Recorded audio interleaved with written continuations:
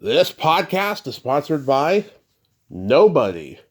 Hey dudes, welcome to Splat from the Past, the only 80s themed horror sci-fi show where things can get totally radical. Now today I will be welcoming Vicki Abelson. Vicki is a best-selling author. She's a publicist, promoter, actress, and she's the host of GameChangers and Shooting the Shit with Vicki. Shooting the Shit with Vicki is a Facebook Live that she does every week, and on Wednesdays on YouTube Live you can catch GameChangers. She knows everybody in Hollywood. It is amazing. She has done interviews with people that I've known for years on this show, and people I would only dream of getting, and she's really great at interviewing, and she's got a very interesting background. Well, today we're going to nerd out on the entertainment of our youth because she wrote a book years ago about her life. It's well documented in a book, and because she loves rock music and because she loves entertainment in general, I thought it would be great to nerd out with her today. I will ask questions, about her life and career as we go while we nerd out. And I am really, really excited. And she's the first woman that I'm having on in 2025. And I'm so friggin' excited. It's going to be awesome. I am just so excited. By the way, her book is called Don't Jump. That's the name of her book. And happy birthday to past guest and friend of the show, Christine Blackburn of Storyworthy. Oh my God, I've been binge listening to that podcast, and it is so awesome. I love listening to Christine's voice. I really do. Happy birthday, doll. So yeah, here is my interview with Vicki Abelson.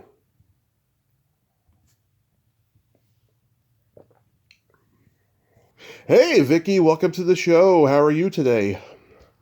I'm great. How are you, Tommy? I am fantastic. This is such a great honor. Thank you so much for coming on today.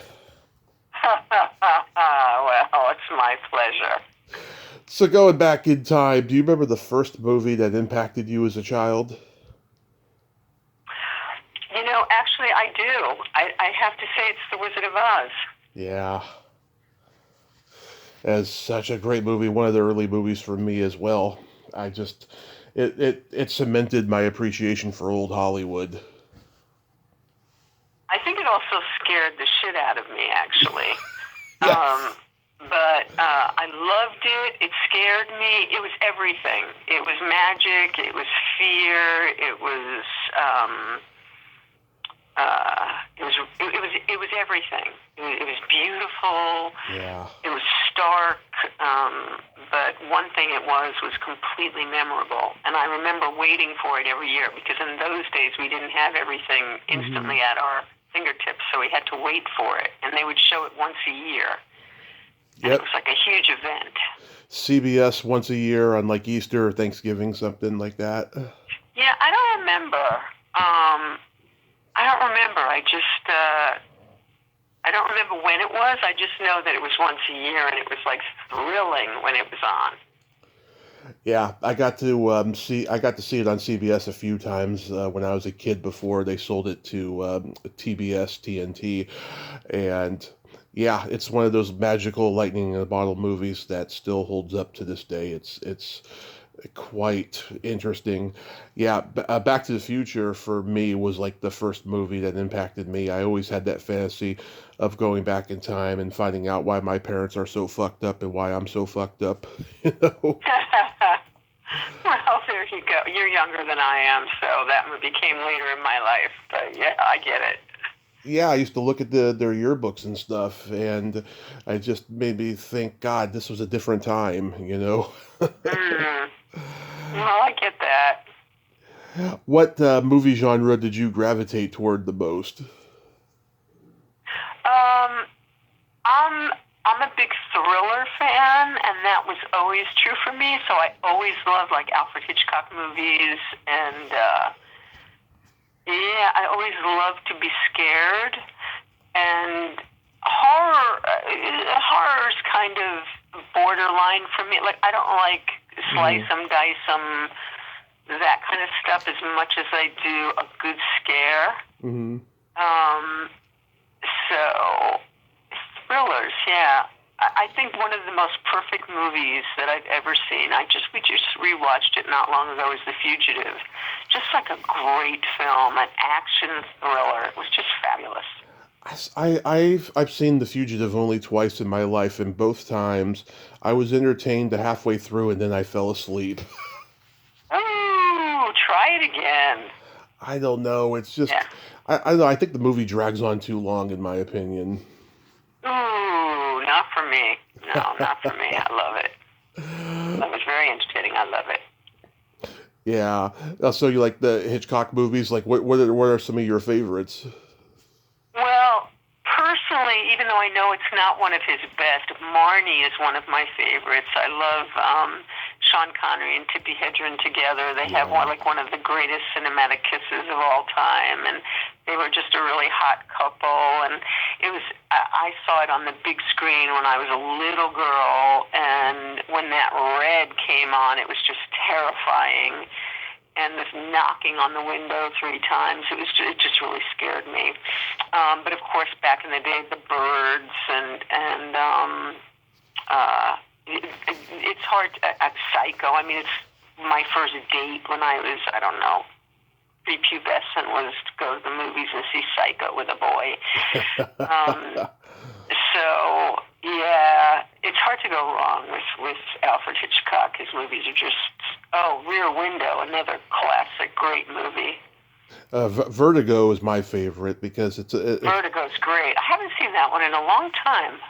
Jimmy Stewart's character I can relate to in that movie so much because, like him, I've never gotten the girl I wanted, and he's just obsessed with this woman, who ultimately leads him to on the ledge there.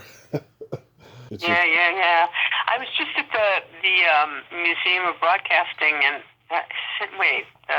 Film Museum, the Academy Museum, and they have a Kim Novak dress there, and I was surprised how Zoftig she actually was.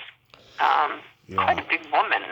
I'm always forgetting that she's still alive, too, because we haven't seen her in like 50 years or something. Yeah, she did become very reclusive. Yeah, but, also, do you like the De Palma movies? I do. As a matter of fact, I'm very good friends with Nancy Allen, who's been in a lot of De Palma films. I've met Nancy. She's great. Yeah, I love Dress to Kill, and just watched that again like last month. Yeah, great movie. Body Double. I've interviewed the Body Double at the end of the movie during the credits when they're showing the porn scene being filmed. She was Elvis Presley's girlfriend for a while in the mid-'70s. Mindy Miller. Yeah, she's going through a lot of catty drama right now with all of his exes, sadly. But I love those movies, and of course, Brian De Palma made Phantom of the Paradise, which is a fantastic movie. Well, Paul Williams is a friend, and great film, and he's great. So wonderful. Yeah. I mean, I'm a big horror fan and a big comedy fan. My parents showed me The Shining when I was only a year old because they love Jack Nicholson. They don't love horror, but they love Jack Nicholson. That's why we watched it. I went back and rewatched it when I was 7, and then it became my go-to horror movie every Halloween because, I don't know, showing me from the get-go was just too much, I think. But that was all that was on HBO when we first got it in 1984, so... my friend Andy, who just passed away, I'm preparing his celebration of life right now, but he and I actually booed when we went to The Shining because we were purists who loved the book. We were Stephen King maniacs, and the movie was not loyal to the book in a lot of ways. The hedges were not right. There were a lot of things that were not quite like the book, and so we were mortally offended enjoyed the movie and didn't appreciate it when we saw it the first time. And it wasn't until subsequent viewings that I really came to love and appreciate it for what it was. Shelley Duvall made me crazy. She was so miscast in that role. And from the book, from the way the character was written, I've come to now appreciate her in it, even though I still think she's kind of wacky. But she scared me in that movie when I was that young, because she was just too skinny and she was just so quirky.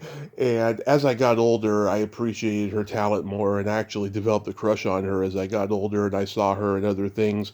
I love Three Women. That's like one of the most underrated Robert Altman movies ever. It's a great movie. Yeah, I mean, I've never read the book of The Shining, but I have seen that remake in 1997. Is that version pretty close to the book? No, they can't duplicate the special effects. Well, you know what, they could now because of AI. Mm-hmm. Which makes me crazy too, but back in the day they just couldn't. So the way the hedges moved in the book, our imagination did what film couldn't do. And so it'd be interesting if somebody attempted it in the future using what's available now, because now they could recreate what Stephen King put down on the page. But it was so much more terrifying in the book than it was in the film. So much more terrifying. I mean, I read it almost straight through. I read it in 2 days, and I could not move. It was terrifying. It was absolutely terrifying. Yeah. Yeah. What did you like in comedy film? In comedy? Yeah, comedy film. Comedy film. So I saw Animal House the day it came out with a friend of mine, Junie Porrent, and we saw it. We sat through it 3 times. Oh my God! And yeah. My dad saw Animal House at the drive-in 3 times because the first 2 times he was getting laid. So the third time he went by himself and he was like, "Oh my God, this is going to be a comedy masterpiece someday. This is great." Yeah. As a matter of fact, I've interviewed a bunch of people from Animal House, and I have a couple friends that are in it, and I'm about to interview again. Niedermeyer, Mark Metcalf. I had him. In a couple weeks. I had him on. Love him. But I was in a film with oh my God, I just completely spaced on her name. It'll come to me. And yeah, I've interviewed a bunch of people from Animal House, and I just love the film. And it still makes me laugh every time I see it. Me too. It's one of my guilty pleasures. I've talked to Metcalf. I've talked to Eliza Roberts. I've talked to. Thank you, Eliza. When I was in a film with, and Eliza and I are friends, and I just completely spaced. Yeah.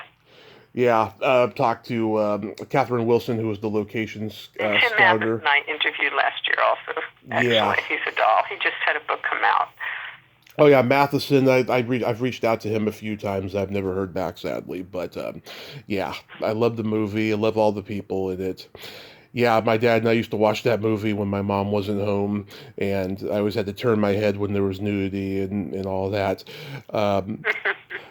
But yeah, I was into Mel Brooks, Neil Simon, Woody Allen, Blake Edwards, the Pink Panther movies, especially all the old comedy teams, Three Stooges, Martin and Lewis, Marx Brothers, Laurel and Hardy, Abbott and Costello. A little later, I was comedy teamed out by the time my dad tried to get me into those guys, and I was a big Charlie Chaplin fan when I was a kid.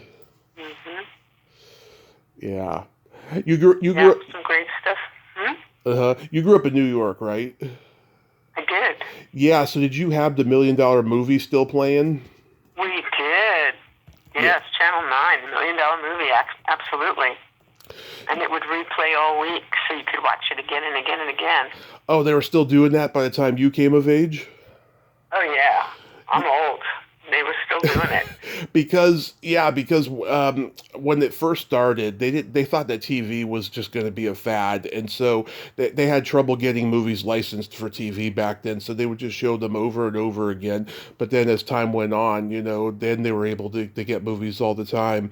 I grew up in the Bay Area in the 80s and 90s, and our local UHF station, KBHK 44, kind of modeled themselves off the $1 Million Movie, and I'd see everything from like What's Up Doc, which is my favorite comedy of all time, to The War of the Worlds, Big Bad Mama, and the Bad News Bears Go to Japan, stuff like that.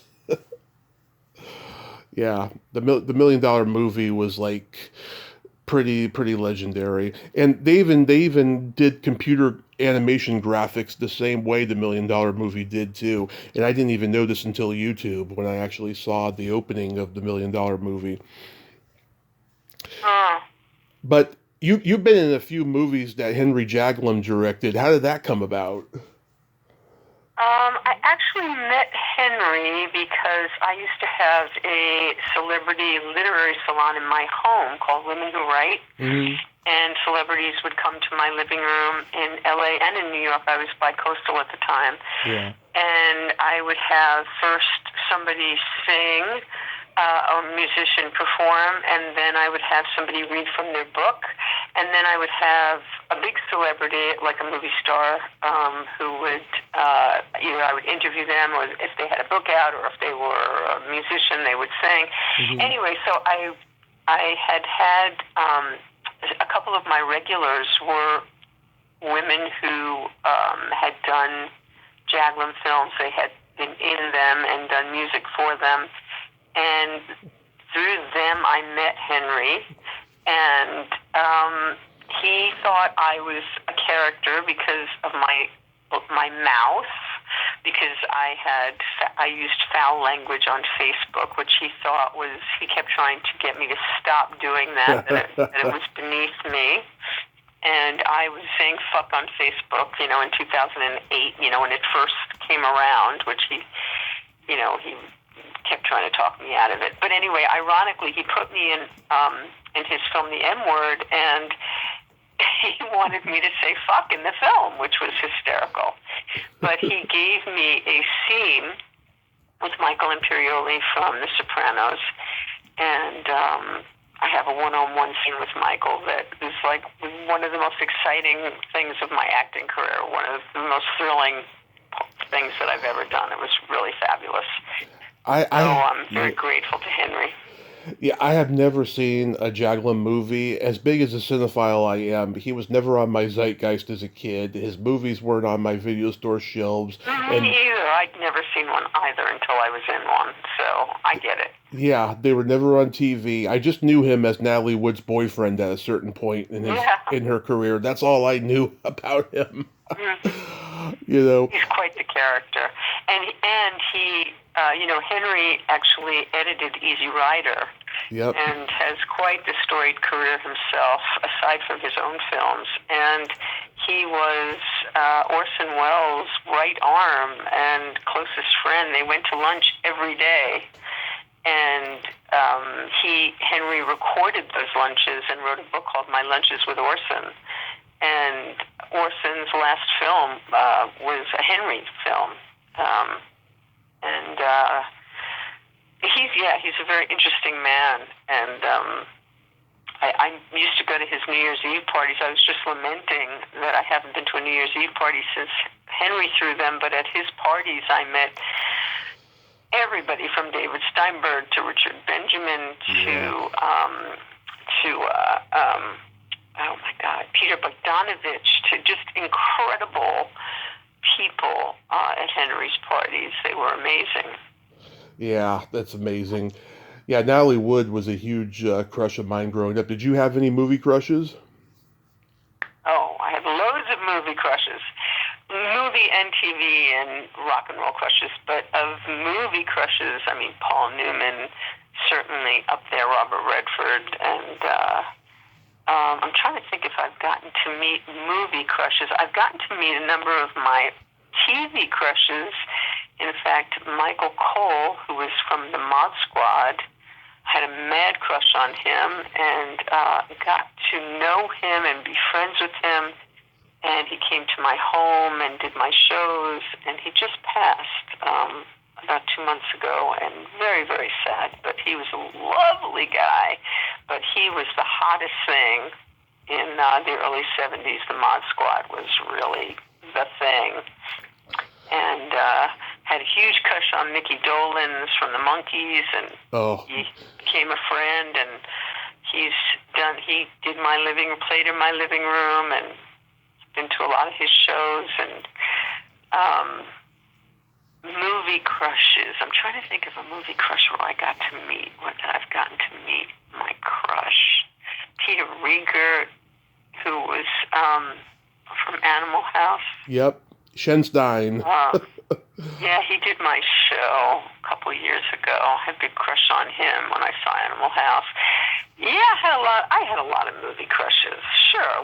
Probably every movie I saw, I had a crush on somebody in the movie. Same here, especially in the 80s, and I've gotten to interview and become friends with many of them.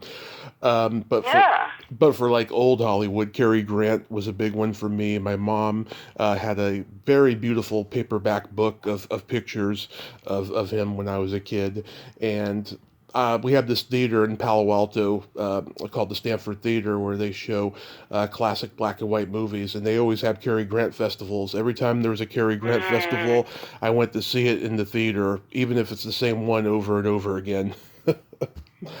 I love it. He was a beautiful man and a great actor, a wonderful actor, so entertaining. I know, and he doesn't get credit for that, which drives me crazy. I mean, yeah, he played it safe. He played the romantic lead, even when he was doing something like Charade or... I was just going to say Charade's one of my favorite movies. I love Charade. Yeah, even though it's not Hitchcock, it has a Hitchcock ring to it, you know? Yes, it does. Yes, it does. And it's got George Kennedy and James Coburn playing great villains in it. It's just... And the gorgeous Audrey Hepburn. Oh, my yes. Goodness. Oh, yes. And Carrie gives her a foot massage in the cab, which I love. It's great. Yeah, it's a great film. Did you go to the drive-in much growing up? You know, it's funny. Not a lot, because in New York there were none in the city. But That's what I heard. Go in the summertime, upstate New York, and in fact, Dirty Harry, I think, was my first drive-in with my boyfriend at the time. I was so smitten, and we just made out. It was Dirty Harry, and I don't remember 1 minute of the movie because we just made out the whole time. And I really don't remember many drive-in. I haven't been to many. I've gone in recent years a couple times, and they're just a drag. The sound is just terrible. Yeah. Those little things they give you to put in the car. They're fun once in a while, but the quality of the sound and the picture is pretty lousy. When my dad was 14, he snuck into the movie theater to see Dirty Harry and Fritz the Cat on a double bill with the drummer for the Dead Kennedys. Or no, was he the guitarist? He was one of the early guys in the Dead Kennedys he was friends with. They snuck in. They didn't get caught, but it's like one of those childhood memories he'll never forget, you know? Mm-hmm. Yeah. Oh, that's... Yeah, my parents started taking me to the drive-in when I was 2. Weird Science and Rambo 2 were my first 2 drive-in movies. And they stopped taking me after 3 for a little while because it got to a point where I was either falling asleep in the back seat or I was getting out of the car and knocking on windshields, you know. Mm-hmm. But then my dad started taking me again when I was 6, and that used to be our ritual. My mom would go occasionally after that, but not often. Her and I always go to the theaters to this day and stuff. So getting into television, I mean, my parents, raised me on all their sitcoms they grew up on, like The Munsters, Addams Family, Get Smart, F Troop, Green Acres, Leave It to Beaver, and stuff. I can imagine you liked all those shows. I do, and I've interviewed and become friends with a bunch of those people. I grew up with earlier shows. Well, a lot of those shows. I've interviewed Barbara Feldon, and she's become a friend. She's from Get Smart, and The Munsters. has done my show a couple times. I've had him too. Yeah. And I interviewed. From Leave It to Beaver, Eddie Haskell did my living room. Ken Osmond played Eddie Haskell. That's the name you were looking for. Osmond, right? Exactly. Yes, he did. Yeah. That was fun. I'm sure you can remember the Beatles on Ed Sullivan. Absolutely, like it was yesterday. Yeah, I've been so lucky to talk to 3 people who were there that night. Debbie Gendler, the president of their fan club. She was the 13-year-old girl who was shown on screen. She had a book out last year, which is fantastic. And Mitzi McCall and Charlie Brill. And, oh my God, Mitzi and Charlie had a hilarious story. Backstage before the show, they were at the Coca-Cola machine. John Lennon saw them, and he knocked on their door a few moments later and said, "Excuse me, I'll need a Coke for Ringo." And they didn't know who Ringo was yet. They didn't know the names of any of the Beatles. To them, you know, they were just 4 boys from England driving all the kids crazy in America. That's all they knew. So Mitzi was like, "A Coke for Ringo? What's that, a Jewish holiday we don't know about?" I love that. It's funny. My father My father used to present Mitzi and Charlie in the Catskill Mountains. I never see in the. Yeah. Oh my gosh. Anyway, I've gotten to meet Ringo a number of times, which is so fun. Yeah. Yeah. When you were a kid, did you go up to the Catskills a lot and see a lot of great performers? I spent all my summers in the Catskill Mountains, spent my entire summers, all of my life, until I went away to college. Yes, I was very blessed because my father introduced them all, so I met them all, and it was fantastic. Yeah.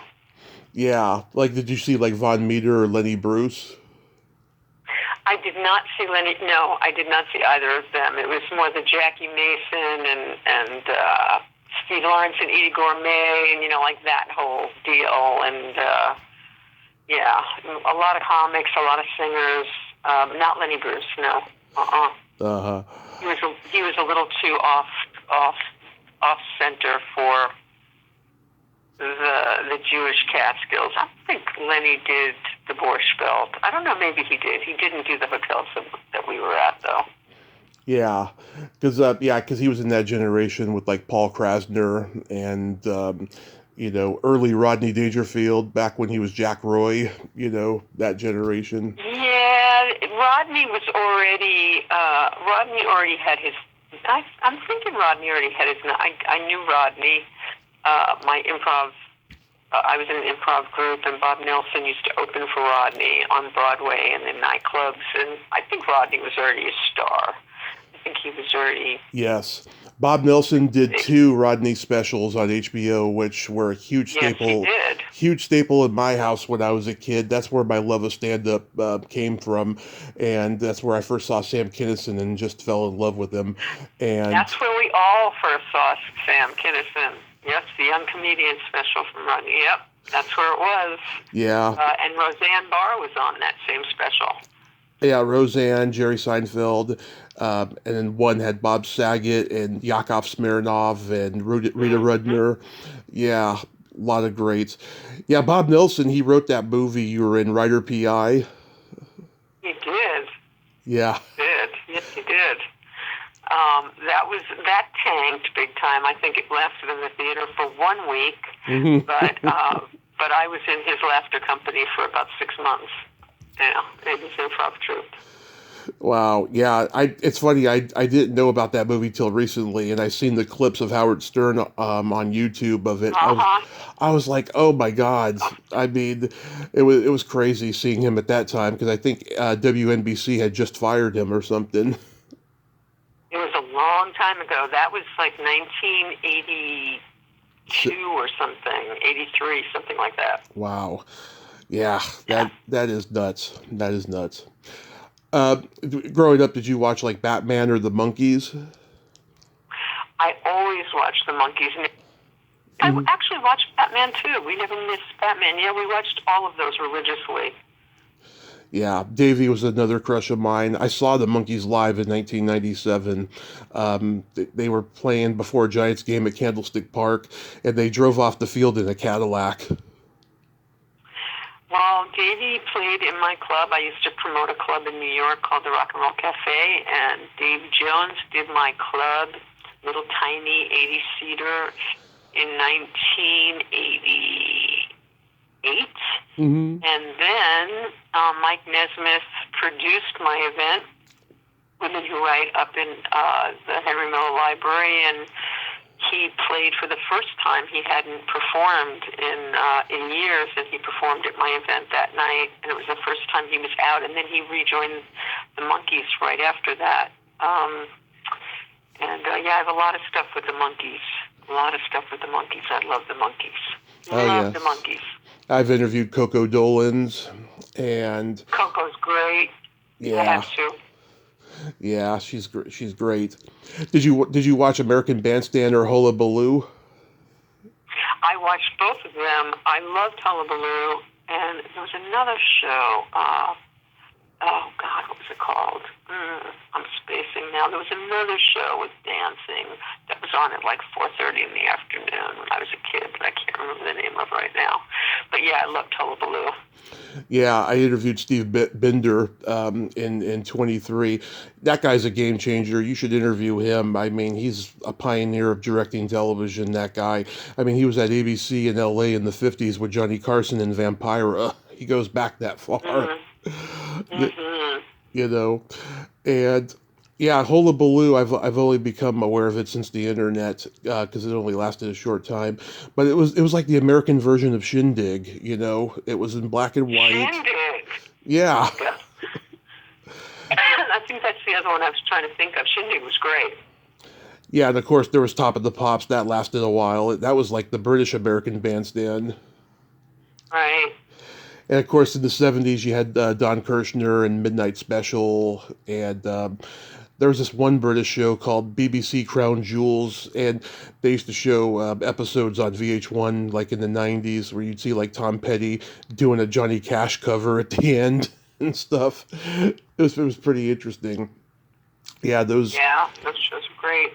Back when there was actually a record industry and people bought records, people could have those shows on the air. You couldn't have those shows on the air nowadays. Probably not. Have you seen A Complete Unknown? Oh, I want to see that. The Dylan documentary? Yeah, it's spectacular. Oh, it's good? It's really wonderful. Yeah, it's excellent. It's the best movie, for my money, that's been out in a long time. It's an amazing job. So they're amazing. Actually, it's a biopic, not a documentary. I shouldn't say that, but you know, I saw No Direction Home years ago. That's a documentary. Yes, it is. In fact, we have never seen it, and we're halfway through it. It's wonderful. Very different than A Complete Unknown. Both excellent in their own right. I'm a huge Saturday Night Live fan. You did some sketches on there during the Billy Crystal era, right? I did. I did the first time he did Buddy Young Jr. Yeah. And Mr. Saturday Night. And Billy was wonderful to me and upgraded me so that I'd get my SAG card and did this little bit with me. And then it ended up on the cutting room floor. And then I did one when Madonna and Sean Penn got married. They did Madonna hosted, and they did a takeoff of it. They did their wedding, and they had hosted. He directed it, and that also ended up getting cut. Those were all a lot of fun. Yeah.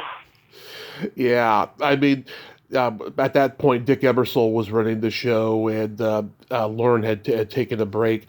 And at the time, people were saying that was like, you know, the worst time for the show. In hindsight, I think it's one of the best years of the show, having Billy Crystal and Christopher Guest and Martin Short on there. Yeah, that was a pretty killer cast. Pretty killer cast. Yeah, it was pretty interesting. Yeah, I mean, I'm a huge Saturday Night Live fan, and that movie that just came out Saturday night, I've heard mixed things about it. Have you seen it? I have. I'm not a fan. Yeah. Although my friend Robert Wall is in it, and he's wonderful. He plays the director. He's always great. But, and actually, the guy who plays Lorne, I thought did a pretty good job.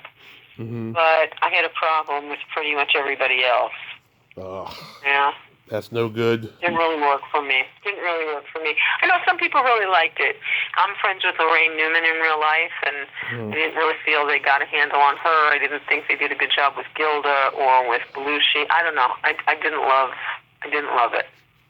I'm friends with Tracy. Isn't she great? Tracy's the best. Yeah, she's a doll. Very supportive of me, and I just adore her. So getting into music, like, do you remember the first album you ever bought with your own money? I had Introducing the Beatles, which was not Meet the Beatles, which was the first album that most American kids had. I had Introducing the Beatles, which I think was even before that on VJ Records. And I don't think I bought it with my own money. I was way too young. First one that I probably bought with my own money. You know, I was into Traffic and The Who and the Stones. You know, it's a good question. You know, the Beatles. I can't remember the first one. And also, we used to buy singles. I had enough money to buy a single long before I could buy an album. So, and I don't remember what the first single I bought was either. No, I don't remember. We're talking I'm 69. It was a long time ago. I don't remember the first down, but I remember being in the record store pretty much every day. My dad will be a big thing. My dad will be 68 in March. He raised me on all of his music. He had a big box of vinyl records, had the Beatles, Stones, Beach Boys, Fleetwood Mac, Aerosmith, the Cars. I mean, he raised me with a great music sense, and he had a band when I was a kid, a band called TNA, Tommy and two guys named Alan, not what you think. And he used to take me to rehearsals. I would get bored because, you know, I'd rather hear the live bands that I was into at that time. I was into a lot of 80s hair metal music, which my dad disliked, although he loved Guns N' Roses.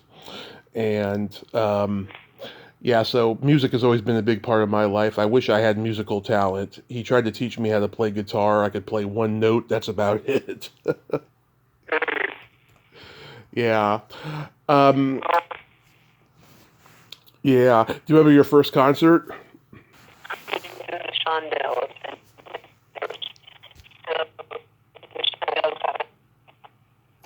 Did you say Tommy James and the Shondells? Yes.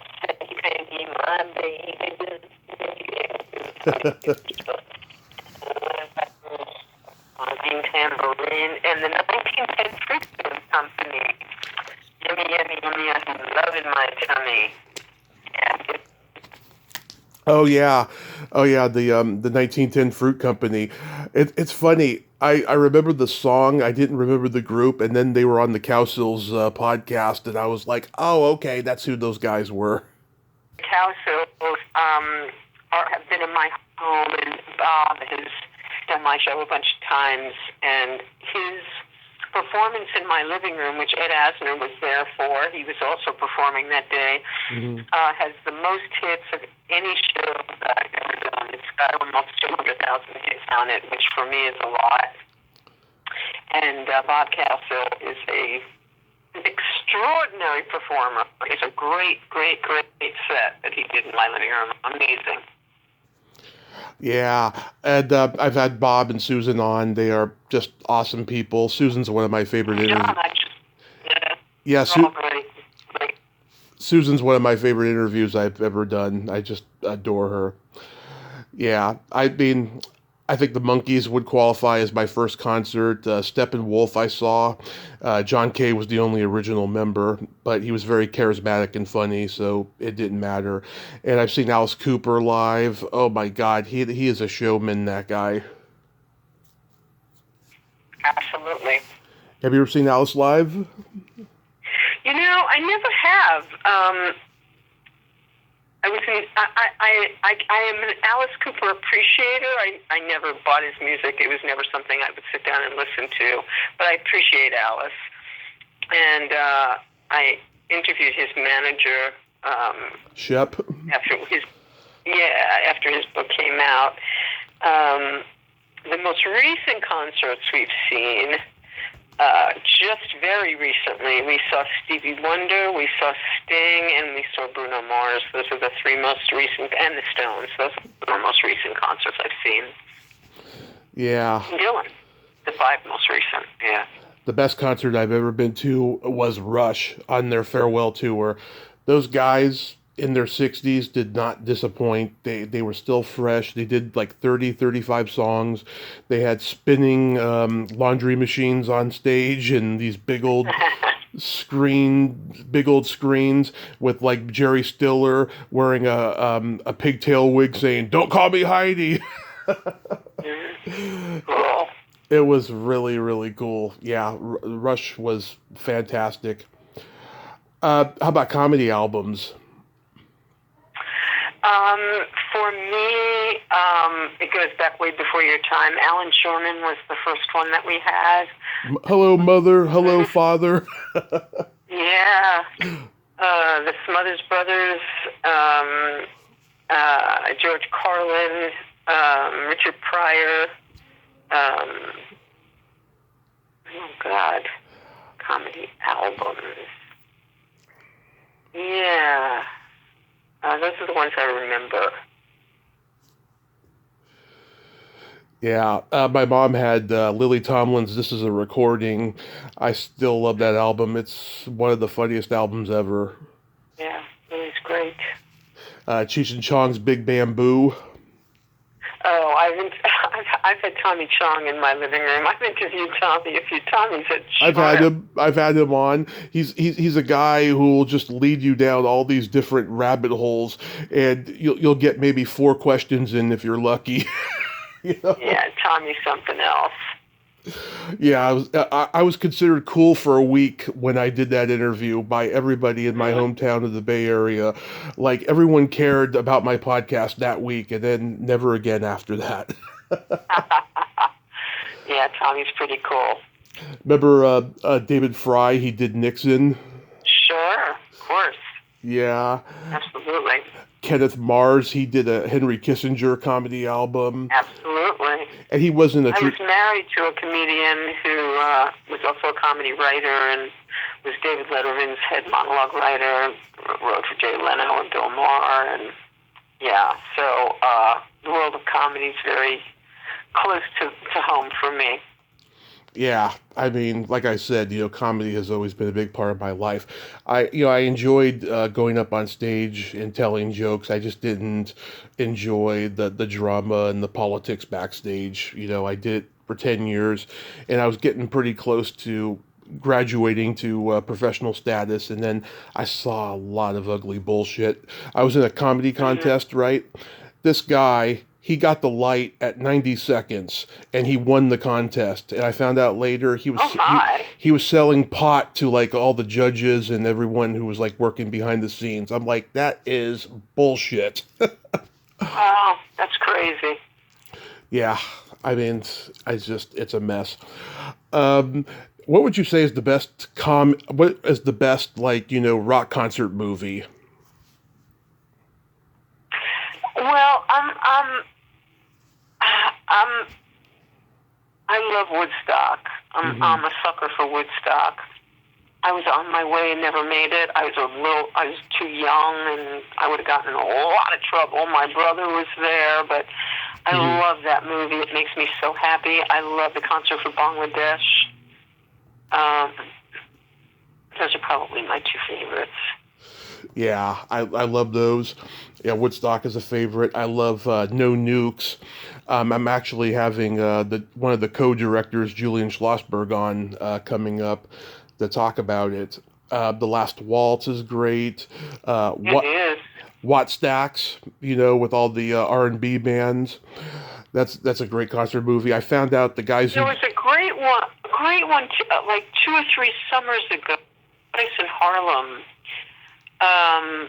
about the bands from this one summer day up in Harlem in the 60s, 50s. I can't remember what it was. Do you know what I'm talking about? It sounds familiar. One day in Harlem, and it's this great concert movie. I vaguely remember it. It was just fantastic. And I think that, I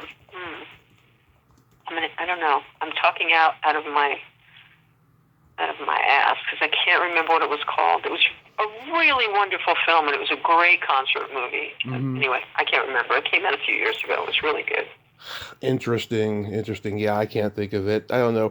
There's some I pay attention to nowadays, but mostly none that I don't.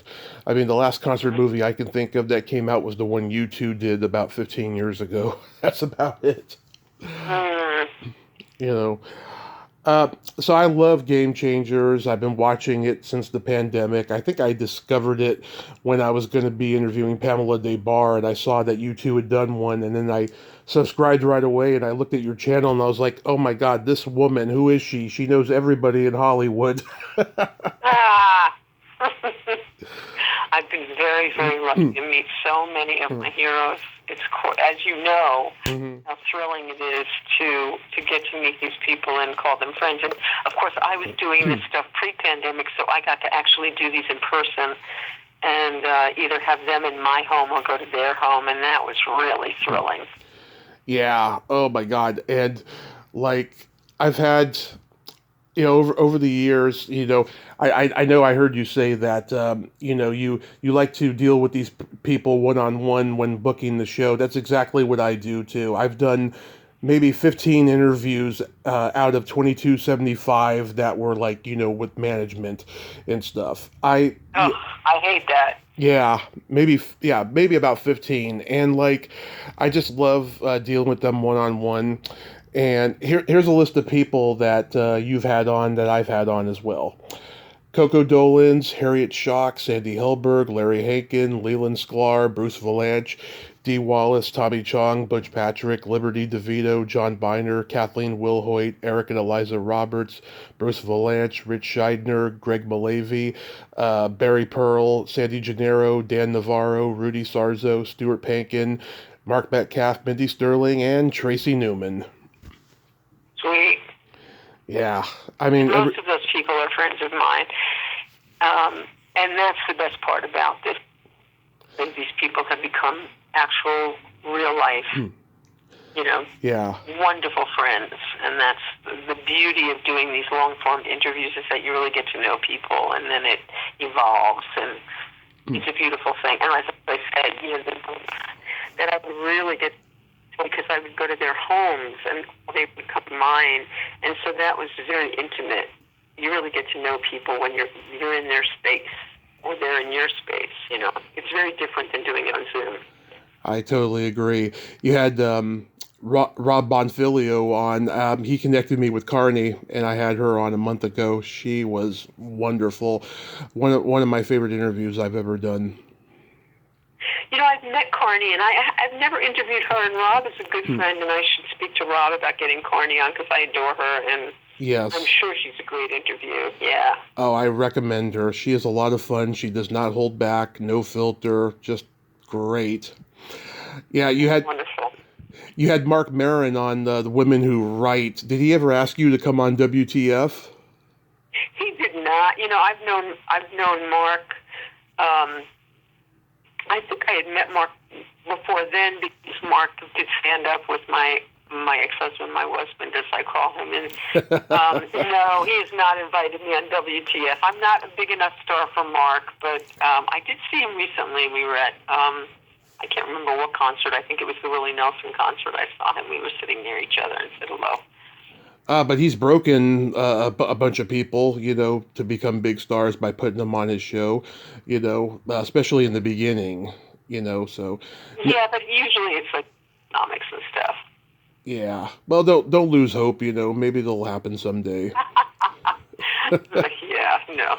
I'm not holding my breath waiting to get on WTF, but yeah, that's sweet. You had William Catt on recently. Oh my God, I met him in 2017. He looked like my dad when I was growing up, and I showed him a picture of my dad, and he was like, "Wow, I could be your uncle." That's funny. He's great. He's great looking. He's fun, and he's very good friends with Nancy. They did Carrie together, and hmm yeah, he's wonderful. And Nancy's the one who introduced me to him at an event, and that's how I got William. And that was wonderful. It was a Carrie reunion at Monsterpalooza that I met both of them. What's her name? Piper Laurie was scheduled, but she was sick and ended up not going. And then she died recently, so I never got to meet Piper Laurie. But yeah, William Catt is great. I remember I saw him in the bathroom like the next day or so, and he remembered me, and we talked for a few seconds outside. So that was great. So who's on your bucket list that you'd like to have? I still aspire to. I've gotten people that have played with Sting, and I have not interviewed Sting, and he is definitely on my bucket list. And I have met Ringo innumerable times, and I have interviewed a lot of people in his band, and I would love to interview Ringo. And I also have interviewed people that have played with Paul, and I would love to interview Paul. I would love to interview Hillary Clinton. Yeah, there are a few people that I've got sort of, in my pocket that I'm like, yeah, I'm gonna make that happen one day. I'm just a hair, 1 degree away from these people. And when Hillary was running, I actually was in touch with her press secretary, and I actually got it to her press secretary, and it just didn't quite happen. If she would have done my show, she probably would have gotten elected, right? Mm-hmm. Who knows? So, but anyway, I don't give up hope. I hold hope that I've always felt like I was going to interview a Beatle. And actually, I'm interviewing John Fugelsang tomorrow. Nice. And he interviewed Paul and George on the same day on different coasts, and years ago. And we're going to talk about that tomorrow. But I hold hope. I'm going to get a Beatle. I hope you do. I really hope you do. Yeah, Paul's stepmom and half sister have a podcast that I watch on YouTube sometimes, and they have a lot of rock people who knew Paul back in the day on and stuff. Yeah, I hope you do get a Beatle. That would be awesome. So real quick, we got to play my secret silly game. This is a series of silly slumber party questions. It's no win or lose. It's just pure fun. And how the game works, Vicki, is I ask you the question, you answer it, and then you ask me that exact same question, and I answer it. And feel free to comment on the answers because they might be funny. Okay. I don't know this game, but let's go. Vicki, are you ticklish? I ticklish. You ticklish. Oh, yes. If you tickle me without warning, I might hit you in the groin. Ah. Is your belly button an innie or an outie? It's an innie. And Tommy, how about you? I also have an innie. It's very deep. What color are your toenails painted?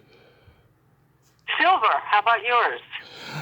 Right now, they are silver and gold because of New Year's. There you go. What would you say is your best personality trait? My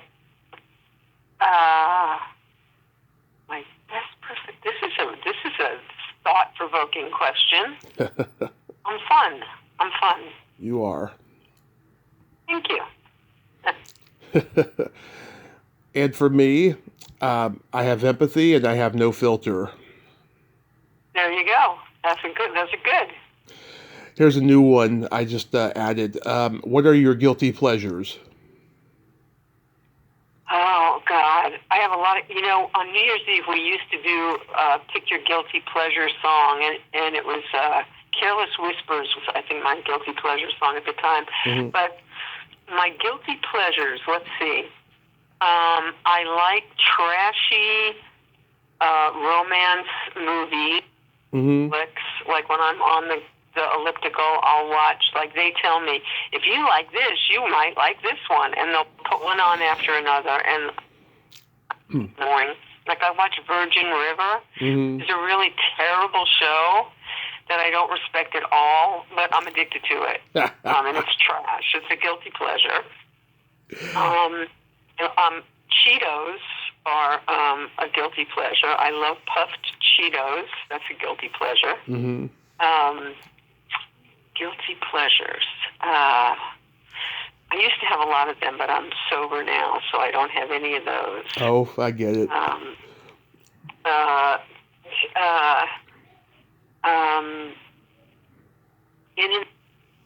It's a guilty pleasure. Pizza. Oh, yes. Pleasure. Really. Yeah, trashy TV. I like some trashy TV. I like me some good trashy TV. Nice. Yeah. Those are mine. How about you? Mine, pizza, raunchy sex comedy movies like Animal House or Porky's or 40-Year-Old Virgin, Blazing Saddles, stuff like that. I laugh at all the things that I rebel against in real life. You could make me laugh about it. I'm there. If you could have anything named after you, what would it be? Oh, wow. That's interesting. Anything named after me. Anything. Anything. Well, in an ideal world, Mm-hmm. a show, a television show. 'Cause I'd like to have my own on real television, so I'd like it to be named after me. GameChangers with Vicki, like that. Mm-hmm. Awesome. Yeah, for me, I have to manifest my queerness in this response. A vibrator. Okay, cool. Yes, I'd call it the Tommy Chatsy. Aha. And then my favorite question, is there a stinky smell that just makes you gag? There's a lot of them. Puke makes me gag. I can't handle anybody else's puke. The only puke I've ever been able to handle was my kids. Mm-hmm. Anything other than that just doesn't work for me. Other people's excrement of other people makes me gag. Yeah. And then for me, it's either farts or feet.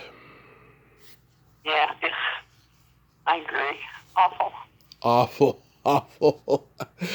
So every Wednesday you drop new episodes of Game Changers? Yes, I'm live every Wednesday at 5 p.m. Pacific time. And John Fugelsang. Yeah.